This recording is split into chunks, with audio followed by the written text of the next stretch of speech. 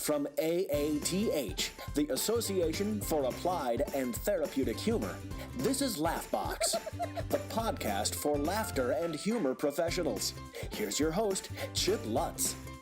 Well, here it is, another action-packed episode of Laughbox, my friend. And this week, we talk about story, particularly my story. I get to talk with expert storyteller Kelly Swanson. And she's award-winning as well, which is kind of cool. But we work through hands-on one of my own stories, and she shows me how to make it funnier, better, how to make a point, how to wrap it all up at the end. I think you're going to get a lot from this episode. But the story I really want to hear is a story about you registering for the conference. If you haven't registered, get registered. It's coming up right in April in sunny San Diego. Want to see the lineup? Want more information? Go to the website, aath.org. That is aath.org. Get the information, sign up, because we're going to have a really good time. So sit back, get yourself a pad and paper, and get ready for this episode. Well, hello, friends, and welcome to, I actually don't know what to say because I run two podcasts. For those of you who don't know, I've got my regular podcast, Leadership Happy Hour, and I also do a podcast for the Association for Applied Therapeutic Humor called Laughbox. And once in a while, I get the opportunity to talk to somebody that kind of traverses both domains. And today's guest is pretty much like that. I mean, I get to talk to Kelly Swanson. She's a speaker. She's a comedian. She is an expert in storytelling. That is really her sweet spot. I mean, and the way I look at it is that Kelly can take a story and, well, help you make it a lot better. And that's what we're going to do today. We're going to do a little more, something a little bit different, a little more application-based stuff. So grab your pen, grab your paper, get ready, because Kelly's going to walk us through how to make a story a little bit better and how we can influence people doing it. So welcome, my friend, to the podcast. Hey, Chip. Nice to be here. With a build-up like that, I feel like I should go back and practice. I didn't even get into the great things as far as, like, you know, you being a Southern belle, having flowing red locks. You know, I got into none of that. I just got into. We'll just have to leave that a mystery. The accent will clue them in pretty quick. Now, obviously, we've spent a little bit of time together, but if you could give our listeners a little bit about the 411, the hot skinny on Kelly Swanson, the mystery woman. Well, gosh, how do I condense everything down to a nutshell? I've always been a writer my whole life and always told stories. Never thought anybody would pay me to do it. Never learned how to be funny. I was naturally funny. When you're the picked on kid, you just learn to make the jokes before they do. Yes. And it just was something weird I could do. I mean, I could just tell, people I would tell stories at family reunions. They'd be like, get up, tell a story. Or at least that's what I heard. I think it was more like, get a drink. This is going to take a while. But when I went I majored in English, still no idea that I would do anything with the ability to write and tell a good story. And then I took a writing class after I got out of college, at a community college actually, and it was filled with teachers. And we were telling our stories. And one of them said, wow, your story's good, but the way you tell it is even better. Would you come to our school and tell stories to the kids? We'll pay you. Okay, well, that was a magic word. So I went and told stories to the kids. Hated it. I mean, love stories, but telling them to kids wasn't, they don't appreciate the work that goes into the craft. And some of the teachers started perking up their heads, and because the stories were they were better fit for adults. And right.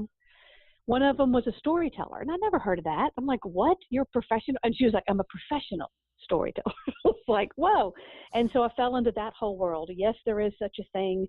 No, they don't often make money. For years I got paid things like chicken. But I saw the art and the craft. And I said, oh, my gosh, that's what I already do. That's what I want to do. Kind of like Garrison Keillor and his Lake Wobegon. I had a whole town and characters, and I won't go into it.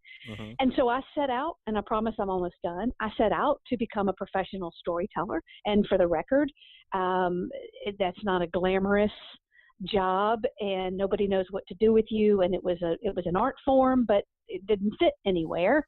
And there was a lot of comedy in it. And I was getting an education that I didn't realize.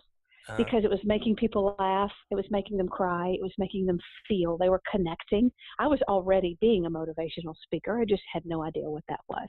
Mm-hmm. Fast forward to 14 years ago, I met a humorist named Jeannie Robertson who said, you will never make money being a storyteller. You need to go be a speaker and change the way you package and brand it and wrap it and come into this world.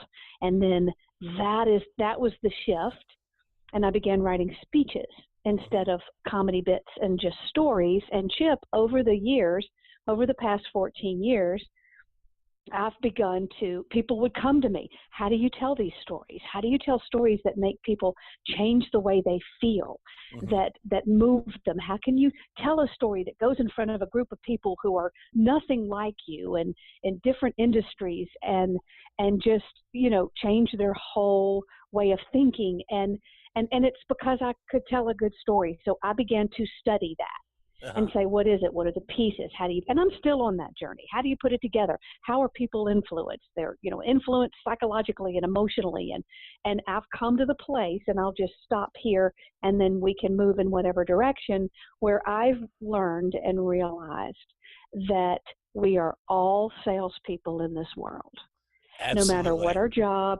I mean, wouldn't you agree? Whether you're trying to get your kid to clean up his room or to get somebody to date you or buy what you have, or you're trying to influence your employees as a CEO, whatever it is, we are salespeople selling something, using our words to do it. And the cardinal rule of sales is that people buy from people they like, trust, believe, and feel like they know. And those are emotional words. And your data, your facts, your figures, your talking points, anything that you have to sell, it can't do that. It's only the story that has the ability to take what you need to teach or how you need to influence and wrap it in emotion. And it's a deep topic without a quick, easy fix, but that's my philosophy and why our paths crossed. Oh, I agree. And it was funny in prepping and thinking about our interview this evening. I was thinking, our previous emails, and I was like, you know what? Everybody's selling something. What, like you said, whether it's to get your kids to go to bed or your wife to make dinner or something else, wink, wink, nudge, nudge, say no more, say no more. Whatever it is, I mean, we're all, trying to influence somebody some way. And stories really are the kind of like the cornerstone of civilization. It's how we transmit norms, how we transmit culture. It's how we get people to move in a certain direction. And so, I mean, I like the whole the fact that you've dissected it, because I might be halfway good at telling a story, but it's figuring out the whole point of the story and what I'm trying to achieve with it. Something that sometimes can be difficult for me, and I know it can be difficult for some of our listeners. You got this great story, like it could be one of those things that it might influence your team, or where can you add a little humor in there? I mean, it's one of those things that can just be a little bit difficult. You can tell it, but how do you make it better? So Right. And I want to add something to that too, Chip, before we start getting into the mechanics of it. You are exactly right. And what stumps so many people is that they're trying to be storytellers just for the sake of being a storyteller, because someone said to tell a story or to be funny or just to do it. And the shift that I try to make, and at least for the sake of our phone call, story is a tool. Especially when you get into what I'll call strategic storytelling. We're not telling a story just to give a good TED talk necessarily, even though or to be, to tell a good short story, or this isn't fiction writing. This is telling a story to achieve a certain thing with your audience, to make them feel a certain way, act a certain way, do something, feel a certain way about you, about themselves, about what you're selling. And so when we can shift it, people ask me all the time, is this a good story? Is this a good story? Is this a good story? And I'm like, y'all, you're asking the wrong question. The first question you should be asking is, what do I need the story to do? Because the story is what illustrates the point you want to make. What do I need it to do? And then you make it look for the right story. Then you can turn it into a good story. Does that make sense? That does make sense, because I was going to ask you, that if you've got like this, this kernel, you're thinking, all right, this might be a good story. See, and maybe I work backwards then, because I think, all right, I got to get this, this story, what can I do with it? What point can I make with it? So are you saying then you're looking at the objective first of what I want to do, and then you think about what do I have to back that up? Well, it can be done both ways. for speakers and entertainers especially, and people coming at it from the humor side, you might be looking at, I come at it from both directions. When I bought sequin pants and did not realize that thanks to Chub Rub, every time I took a step, the sequins are going to crunch like I was walking on gravel, and I had to wear them to a networking event. When that happened to me, I knew I had a story there. So I had that kernel, like you said. So people like us, or speakers or entertainers, will often know we've got something here for entertainment value. Or, you landed a plane, you crashed a plane and ate all your friends. Hey, you got a good story there. Right. I mean, sometimes the story does drive it, and you've got something. And then I'm very good at going in, or at helping other people go in and go, well, what did this story teach us, and how can we weave it into a point? Now, the flip side of that, and that's how I did as a storyteller for years. I wasn't trying to go teach people customer service and then find a story to back it up. I was just creating stories as an artist, and you got to listen to them, and they could be about anything I wanted. Right. But when we have to go in now and make a speech or give a presentation, now we have to teach them something, and random stories about nothing aren't as easy to fit in unless you're purely an entertainment speaker. And so then it's driven by, what's the point I need to make? What's the lesson I need to take? And where can I find a story in my life? Because personal stories, or, if you have a personal connection to the story, those stories are better, more interesting. And then we look for, well, where's a story we can farm out of our life somewhere and make it fit this point? And I think you said in your case for tonight, we're going to go at it from the other angle. Hey, here's a story. We know it's good.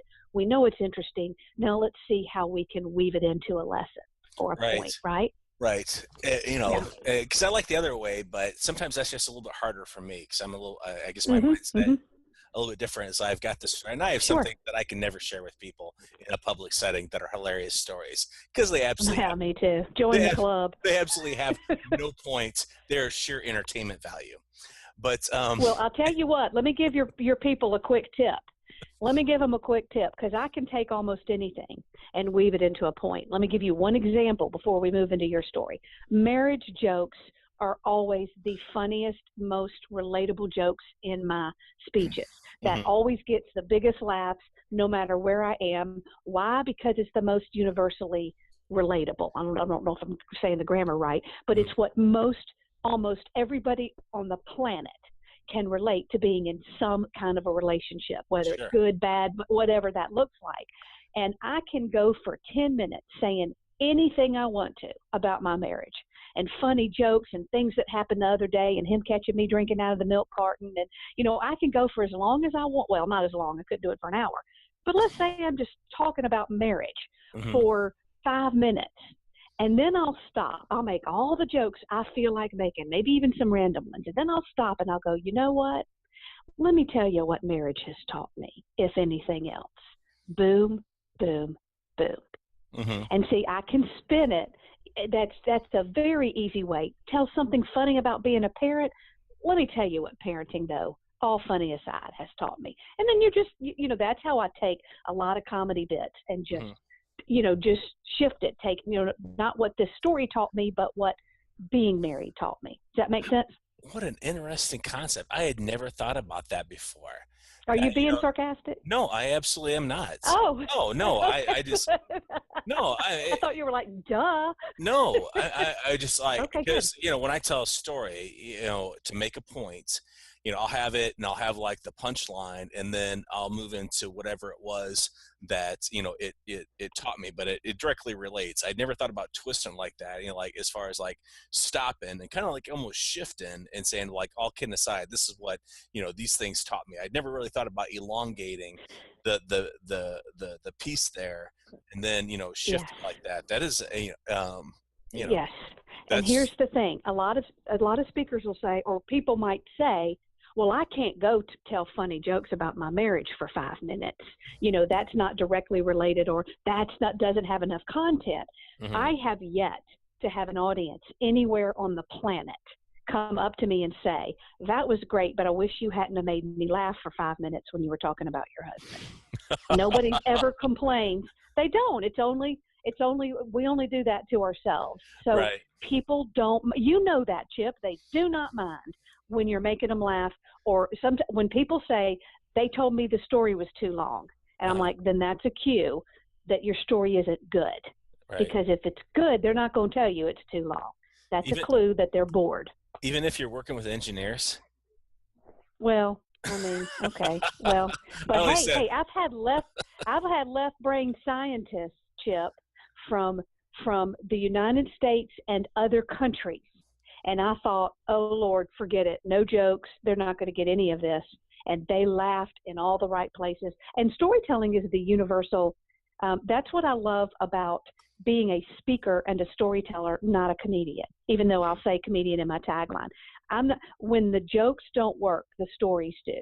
Does that make sense? I mean, you don't, everybody gets interested by stories, and I'm not being judged by how many times they're going to laugh in a 45-minute speech. They're just not. So I don't worry about the engineers because I'm not counting the laughs. Does that make sense? It does. And it almost like for somebody like me, almost frees me up a little bit, because for me, if I have the opportunity of getting a laugh, I will always go for the laugh.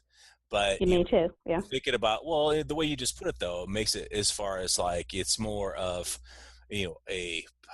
a journey you're taking somebody on. If they get it and they laugh, that's great. If not, then, they're still with you, because you don't know how they're relating to it. So it makes it a different, way you put it to me, made it kind of almost a freedom thing, where I don't have to worry about that being having like punchline after punchline after punchline.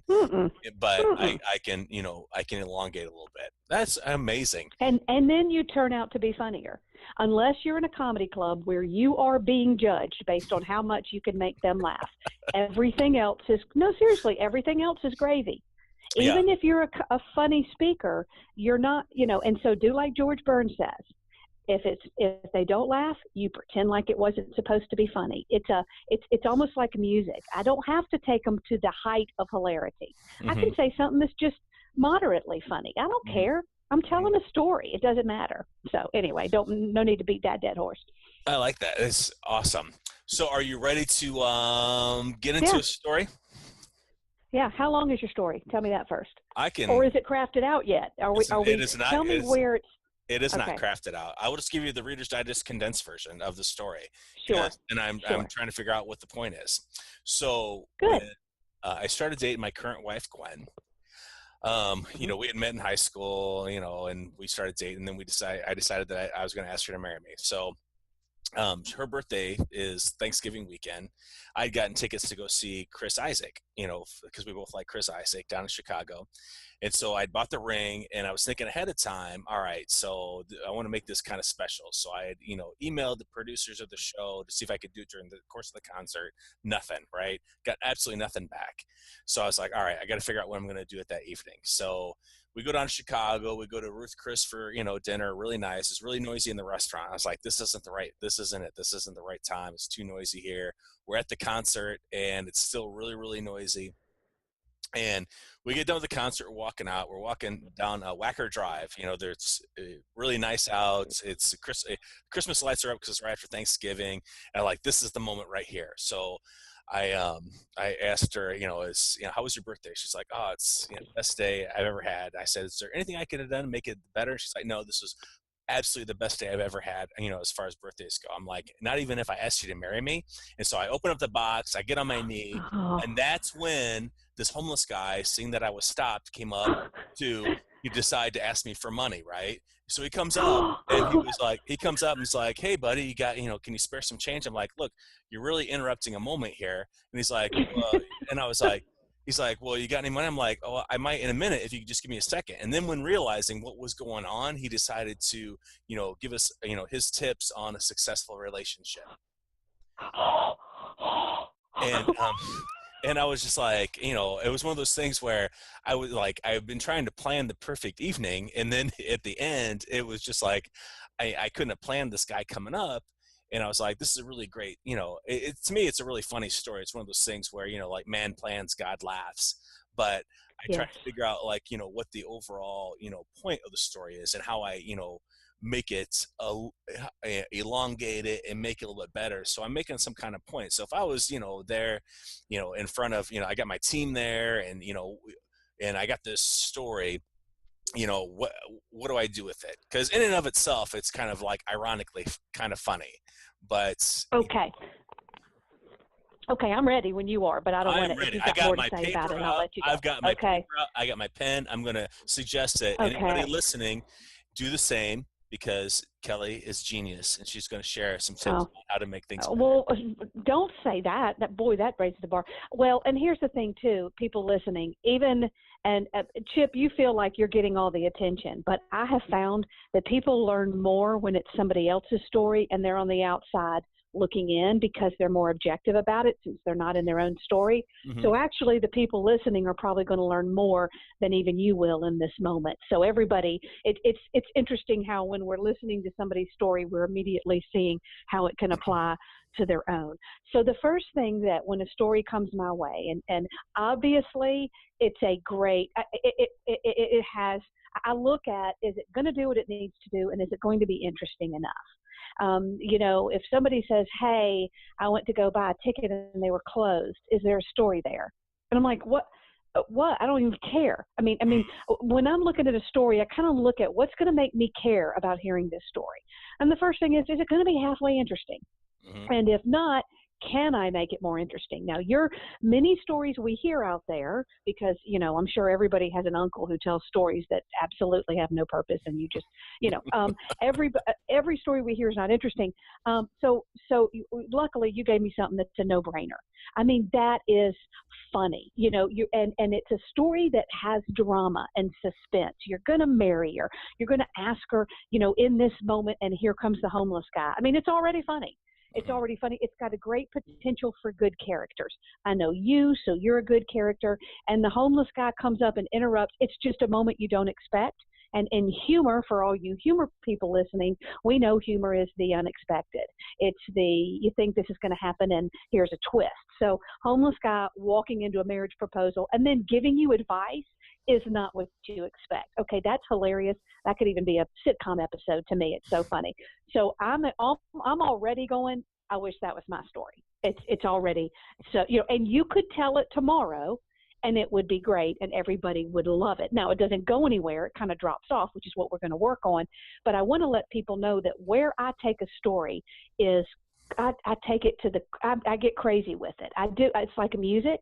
And they're like notes, and I work on the notes in every line. And what do I see? And you could do, and you're about to hear all the suggestions, and it might make your brain pop a little bit.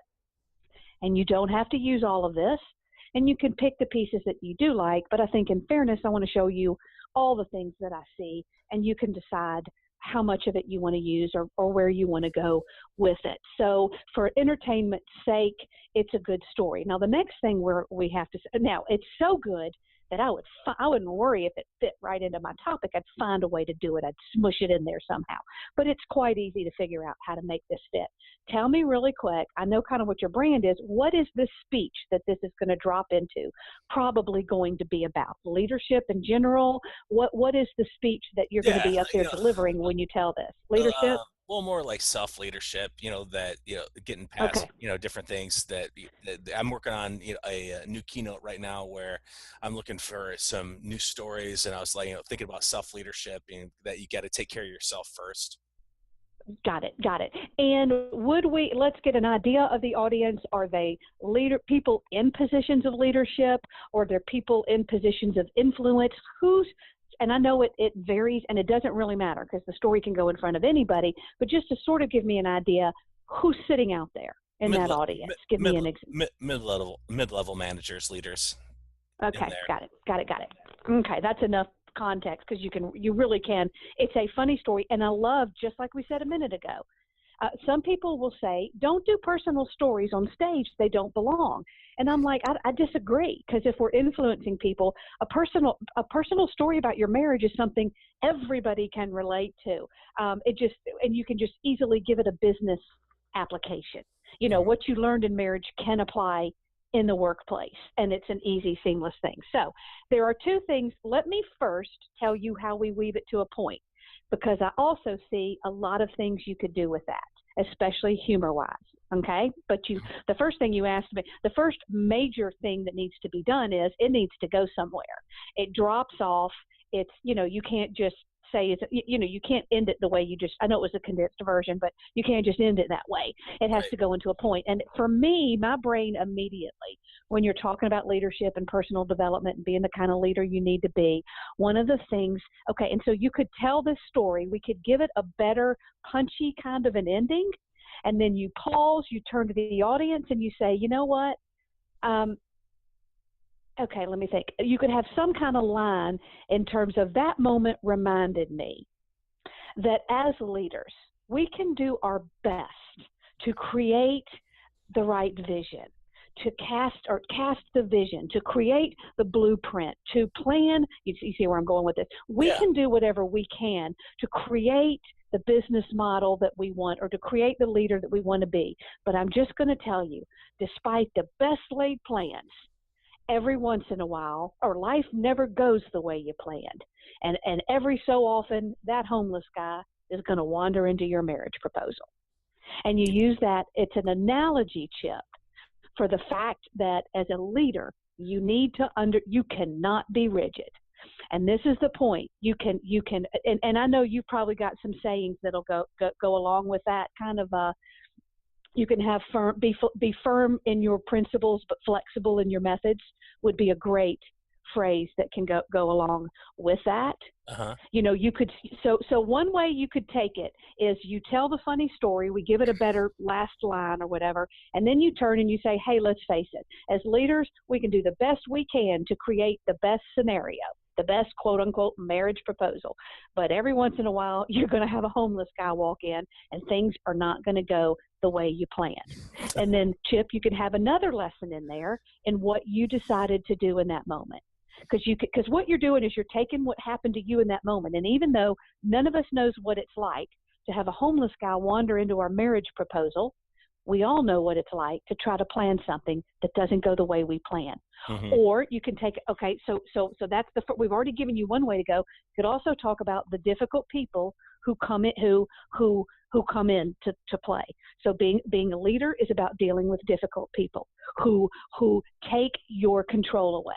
And that homeless guy was a great example of a difficult person who so now you got a story about dealing with difficult people. Because, mm-hmm. It was a difficult people. That's not, you had your team already, and who saw the homeless guy coming out of nowhere? Now, our work isn't a marriage proposal, but so you just created an analogy that they can relate to, mm-hmm. and now you're going to spin it, and where does that happen in the workplace is where you're going. Another thing you can do is you can say, what did you do in that moment? Did you do something right? How did you handle it when the best plan didn't work out? And then you could say, and maybe you had a way of however you handled it is exactly, then you could give them a lesson as leaders in how they can handle it when this happens. And then you could even, and see, so far I've given you 3 ways to go with that. And good thing you're recording it because you're going to need to play it again. And then the fourth way, you could do a whole speech around this. And then the fourth way could be encouragement. I tried to, and I tried to make it the perfect night. I did everything I could. I followed all the directions. I read all the books, the leaders who read all the right books. I did everything I knew to do. And I had to go a different way, but at the end of the night, I still got the girl. Mm-hmm. And you spin it into this beautiful story about how even when everything doesn't go right, you might still end up getting the girl. So those are 4 lessons you could immediately take. Now, here's another thing you can do, Chip. You can tell the story, pause, and then go tell us what you learned from that. Or you could tell the story, pause in different places where you learned the lesson. So you could tell the story, and then when the homeless guy enters in, it's almost like you're taking a time out, freeze frame.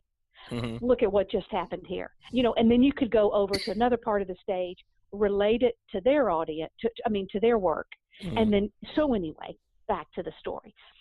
You have some creative ways that you can do that. Any questions? Do you feel now like you've got a lot of choices? in Wow. how you can use this as a teaching tool. Yeah, absolutely. I never really thought about all those different things. That's crazy. I mean, and it made me think Isn't that another lesson would be don't stop on the street, because as soon as you stop, a homeless person's going to come up and ask you for money. it? And see, even adding a funny one, you could do all these serious lessons and even, and put, the funny one, always carry change. I Yeah, mean, you could have so much fun. I made myself a target. Huh? Absolutely. I made myself a target because I stopped. See? I made eye And contact. once you ask yourself, and anybody listening, whatever story idea you have, we tell a story when we're using it as a tool, other than just to entertain and make people laugh. We tell a story because it taught us something. And we want that, and there's a lesson in it. We tell it, there's a purpose for telling it. And if you ask yourself in this story, what did it teach me? What did I learn? What did I walk away with?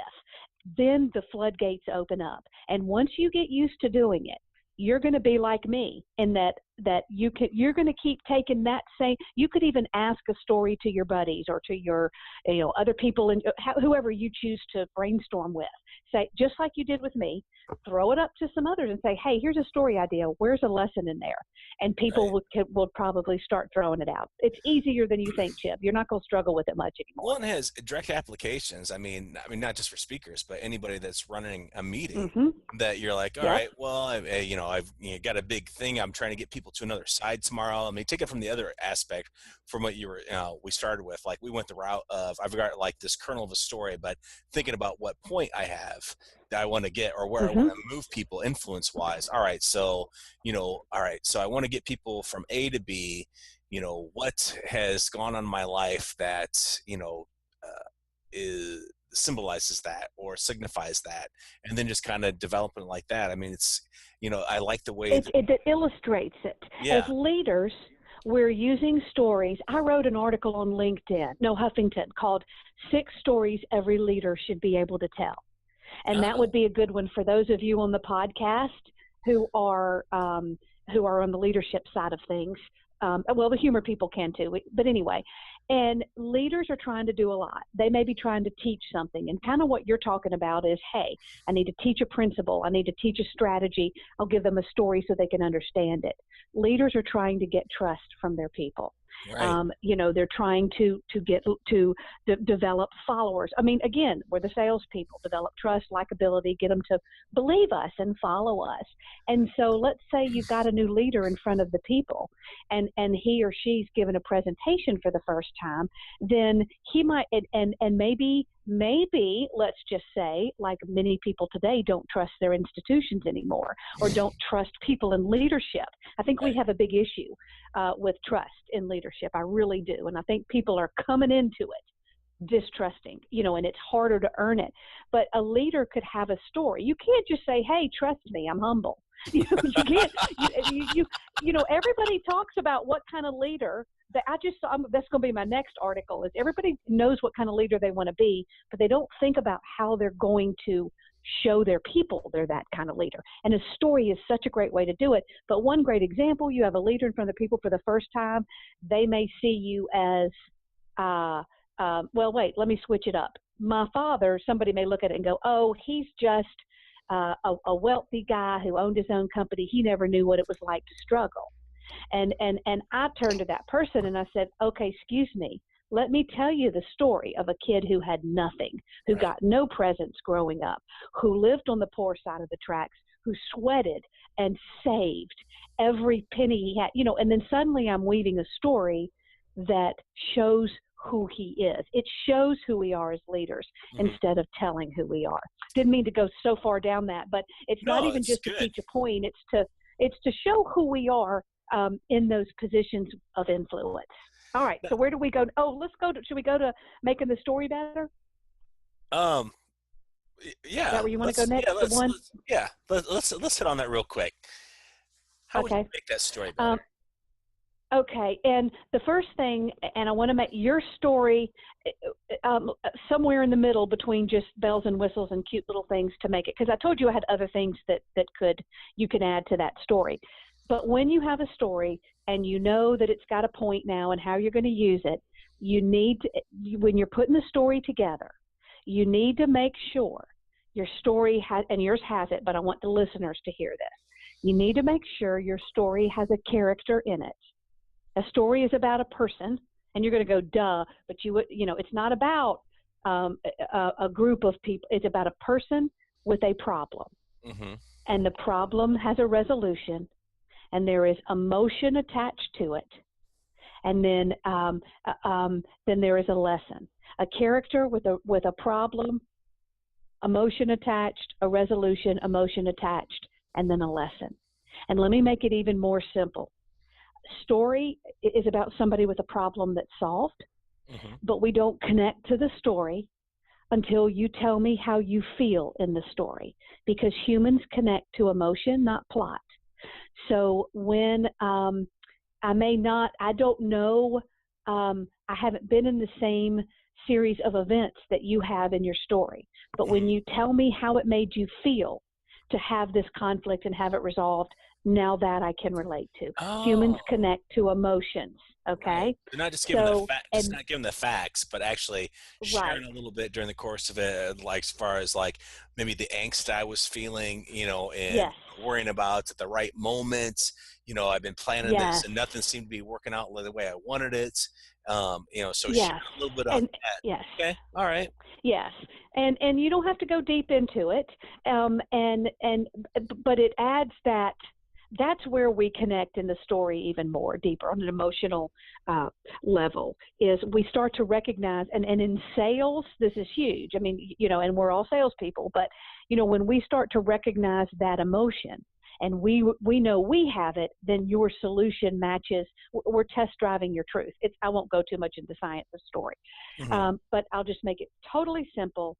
Tell me how it made you feel when you had this conflict or the character, and tell me how it made them feel when it was resolved.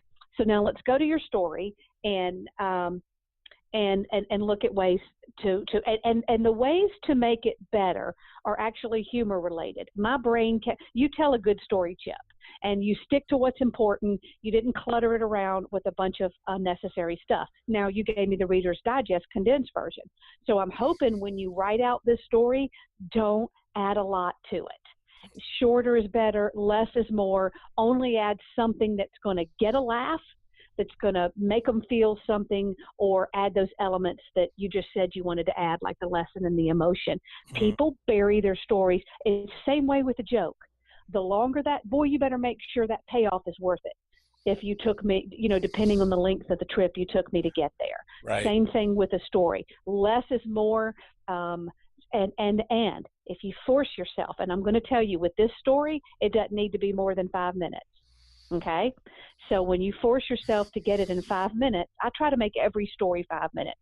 10 if it's got a ton. Now, I may give you some humor in there, and we'll both agree that it needs to be 10 minutes. So whatever, but I want you to try to do it in 5.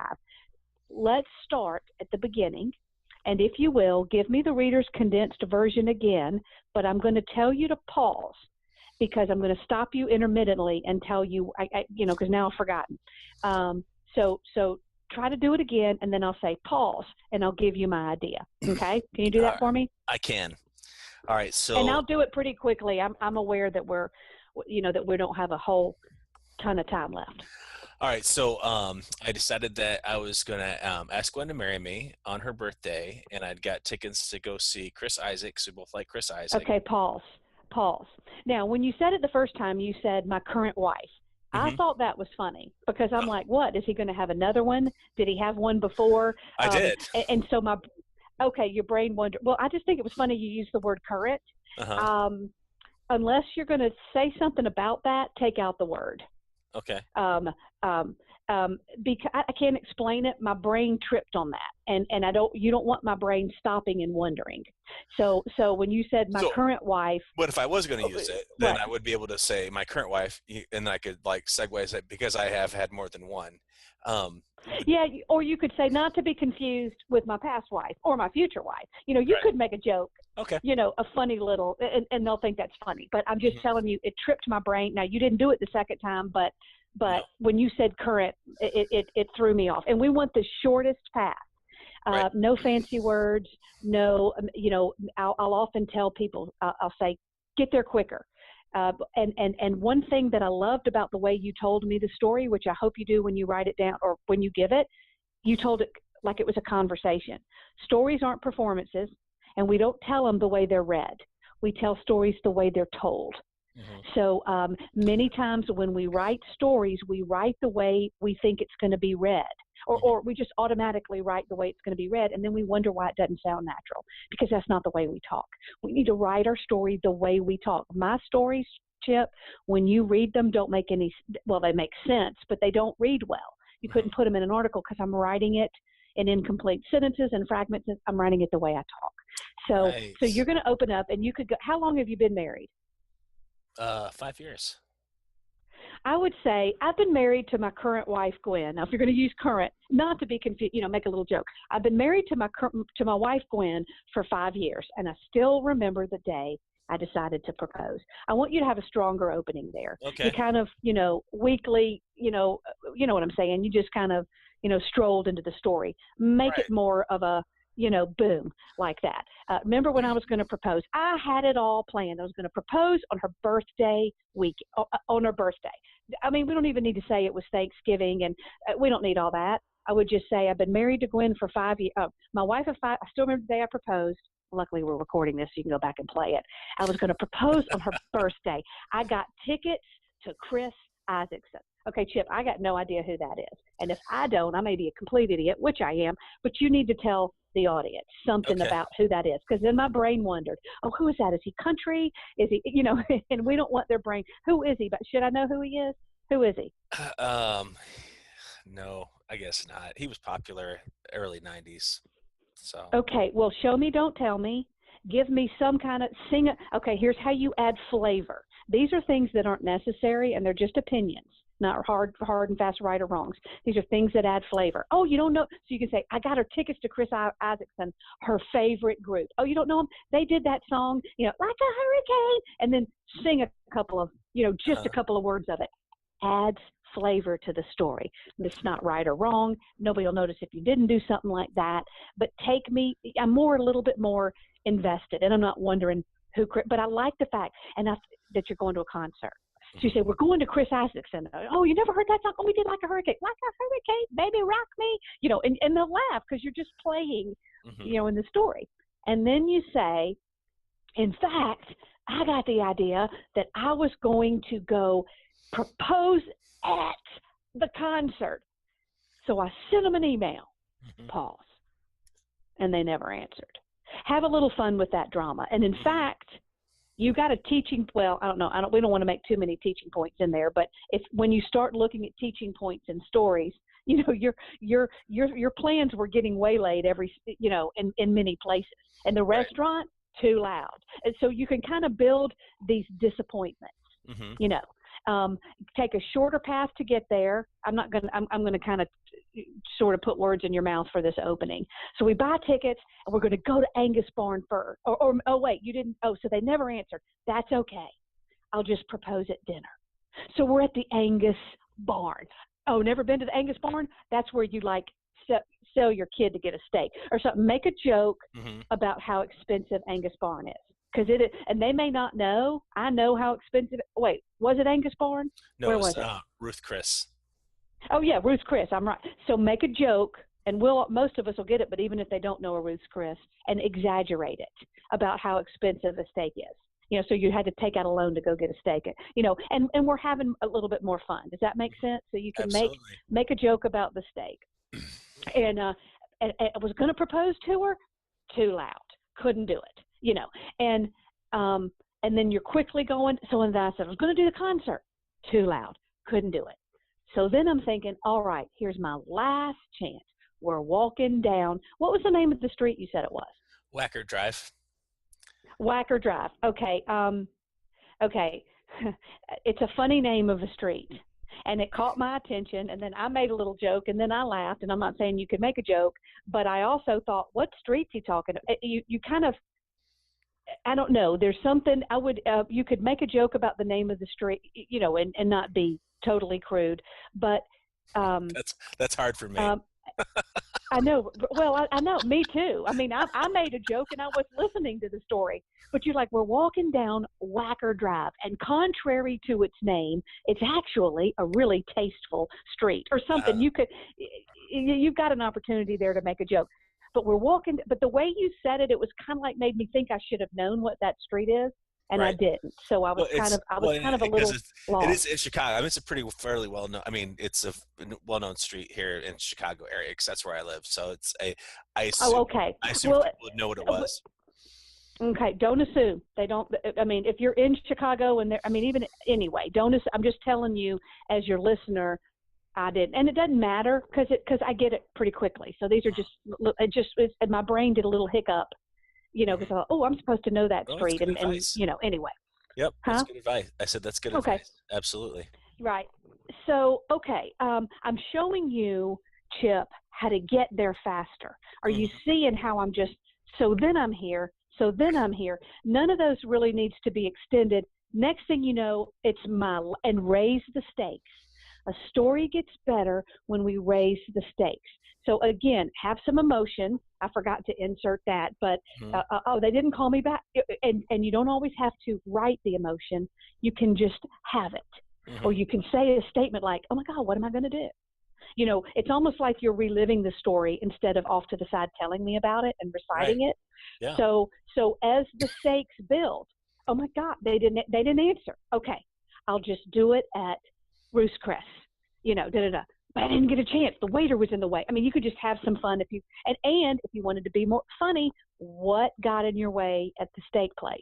You've got a place for humor. Was it an irritating waiter? You could have some fun raising the drama or not, just like a sitcom would do. They just keep throwing situations at you that get worse. Okay, so can't do it at Ruth's Chris. Now we're at the concert. Oh my God, I'm loving it. And you can't do it here. You can either move on, or I don't know what funny you could add, or you could, show me what that moment looked like. Now I'm on the street. This is I got to do this, or I'm going to lose. I mean, I got to do this. You see, you got to give us a little more of that drama. So we know how, this is my last chance. This is the woman I'm going to spend the rest of my life with. This is it. I'm going to do it right here, right on this curb, right by this fire hydrant. Here I go, and have a little fun as you act it out. And then say, Gwen, how was your birth? And then you can go into it. Could it be any better? What if I asked you to marry me? And your timing will be good. It was great in the condensed version. Just make sure you don't lose the timing. And in walks a homeless guy.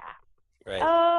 Of course he does. I want you to have a sarcastic, exaggerated, show me, don't just tell me.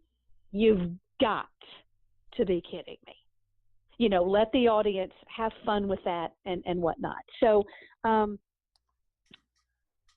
and the homeless guy walks in. Sorry, I'm not even letting you give a chance to go through it, but I remembered it more than I thought I would.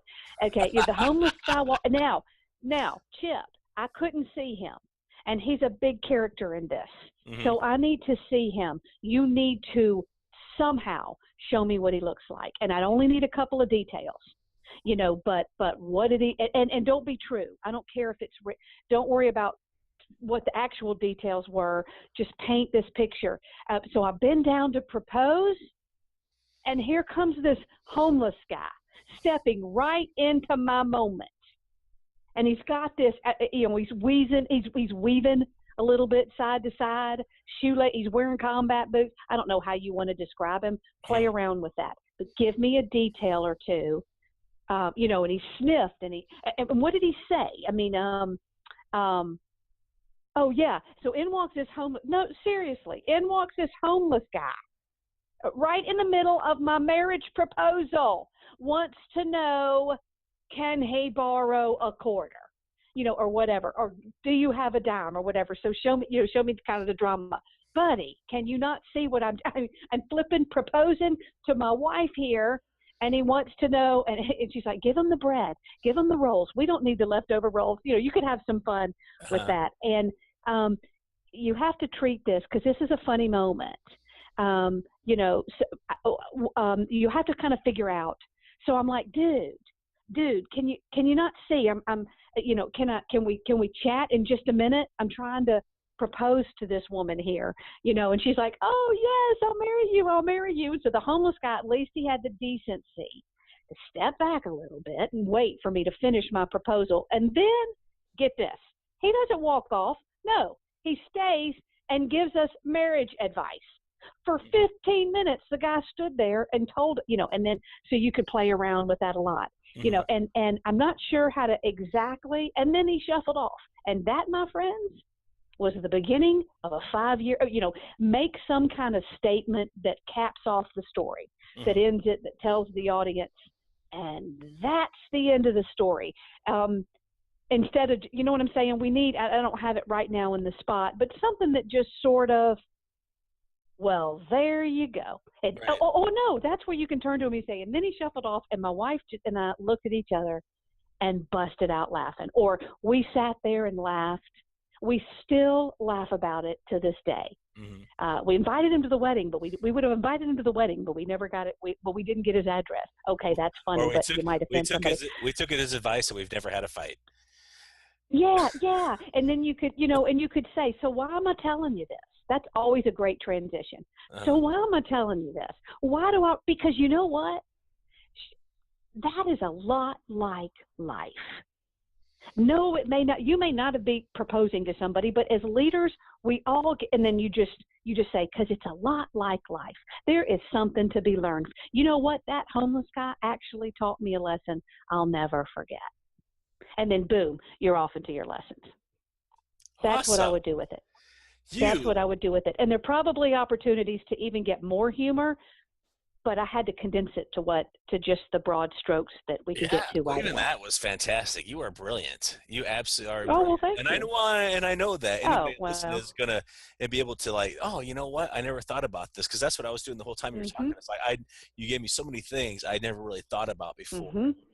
That even going back to in front of my teams, as far as like in sharing a story, a lot of times some of them, quite frankly, were pointless, but in the ones that I told them try to move them to a certain place, I didn't really think about it the way you had given me some of the things to think about. So wow, that was awesome. And if you had asked me to teach a class, to teach a webinar or whatever podcast, whatever we are on, and you'd said, give us your main points about story, we covered the major points I would have made. Less is more. Make sure you know what the story needs to do. Know the intent of the story. Know what your story's about and what's going to even make it interesting. Show me, don't tell me. Right. Include some emotion and try to make it 5 minutes. Those are my main points when it comes to making the story better. So they got to see it through a real life application, which is, I'm glad, much better than if I had told them. Yeah, we and it showed was them better through story instead. Yeah, and it made better for me too. Now, after today, if people want to find you, where do they go?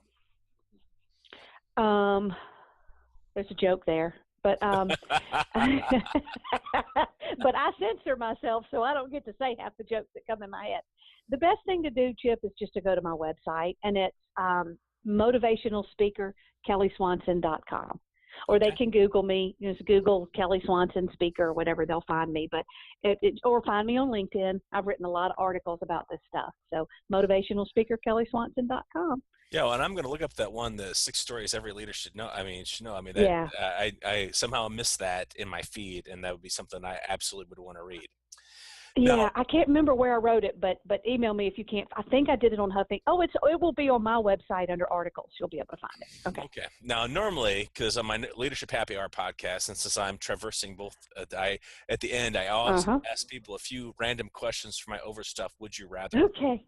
Because it just adds an element of fun. And if we were out drinking at a real bar, I would probably challenge you, be like, hey, you should go do this, Kelly. And then you would be like, Chip, I'm never drinking with you again.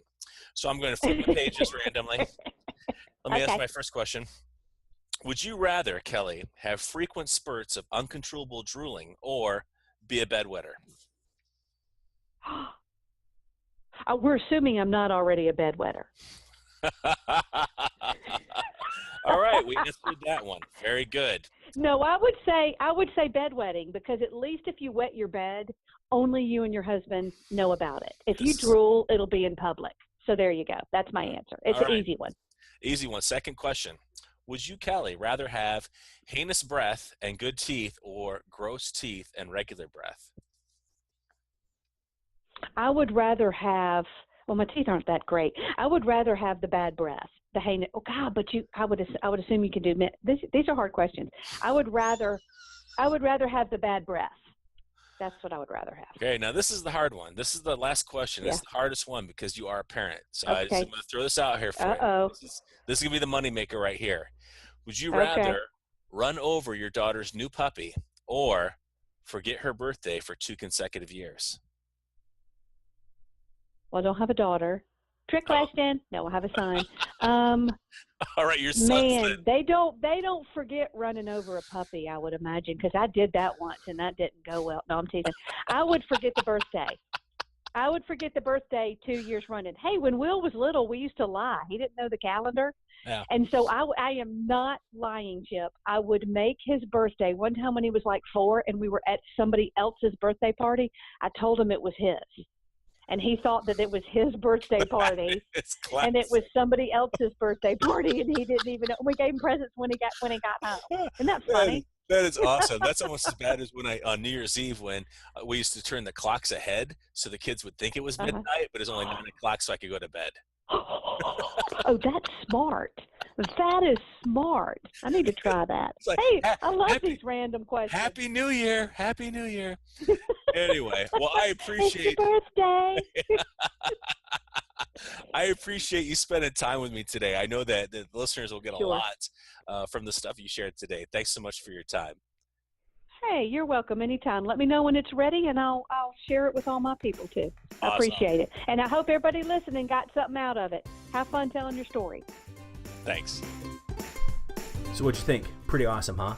I told you, Kelly's got the goods. I mean, she knows how to take a story and make it just that much better. So I'm going to encourage you to go to her website, check her out. She also runs a fantastic storytelling boot camp where she'll help you take a story and will make it better, but a hands-on thing, and then it lasts after that, which keeps helping you, revise it and so forth. So, check it out.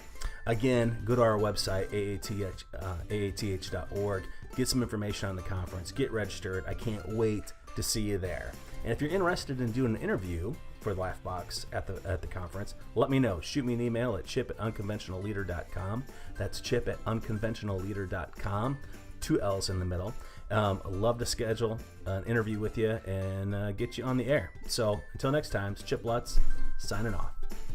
This is Laughbox, the podcast for laughter and humor professionals. Laughbox is made possible by a grant from the National Speakers Foundation and is brought to you by AATH, the Association for Applied and Therapeutic Humor. Find out more at aath.org. Be sure to review Laughbox on iTunes. For show notes and more information about today's conversation, visit laughbox.aath.org.